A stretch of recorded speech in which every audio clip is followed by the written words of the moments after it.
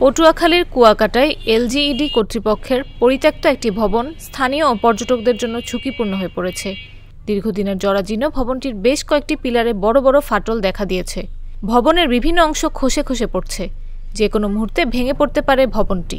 পটুয়াখালী কুয়াকাটা মহাসড়কের শেষ প্রান্তে কুয়াকাটা খাস পুকুরের পাড়ে স্থানীয় সরকার প্রকৌশল বিভাগের ডাক বাংলো। 3 তলা ভবনটি বেশ কয়েক বছর আগে পরিত্যক্ত ঘোষণা করে এলজিইডি। এরপর থেকে ভবনে কেউ বসবাস করছেন না। ঝুঁকিপূর্ণ ভবনটির পশ্চিম পাশে পটুয়াখালী কুয়াকাটা মহাসড়ক, দক্ষিণে পৌরসভার সড়ক এবং পূর্ব পাশে লতা চাপলি সরকারি প্রাথমিক বিদ্যালয়। 2 পাশে সড়ক দিয়ে স্থানীয় মানুষ ও পর্যটকদের নিয়মিত যাতায়াত রয়েছে।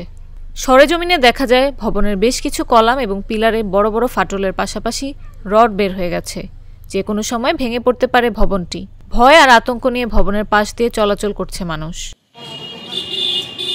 এ বিষয়ে পটুয়াখালী এলজিইডি নির্বাহী প্রকৌশলী হোসেন আলী মীর বলেন, ভবনটি ভাঙার জন্য পদক্ষেপ নেওয়া হয়েছে। প্রাক্কলন তৈরি করে অনুমোদনের জন্য প্রধান প্রকৌশলীর দপ্তরে পাঠানো হয়েছে।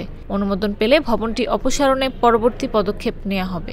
কুয়াকাটা যে আমাদের একটা রেস্ট হাউস ছিল, সেই রেস্ট হাউসটা আমরা কন্ডেম ঘোষণা করছি। অলরেডি একটা প্রাক্কলন তৈরি করছি। প্রাক্কলনের প্রশাসনিক অনুমোদনের জন্য চিফ ইঞ্জিনিয়ার মহোদয়ের কাছে প্রেরণ করা হয়েছে। এটা অনুমোদন হইলেই আমরা এটা ফাইনালি অকশনে যাব আর কি।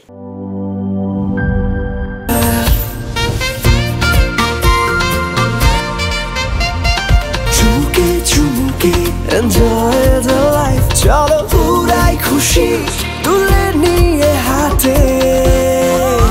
Cheer up, oh oh, cheer up, oh oh, cheer up, oh oh, cheer up. চিল হবে রিফ্রেশিং মুডে। চিয়ার আপ, চলো উড়াই খুশি।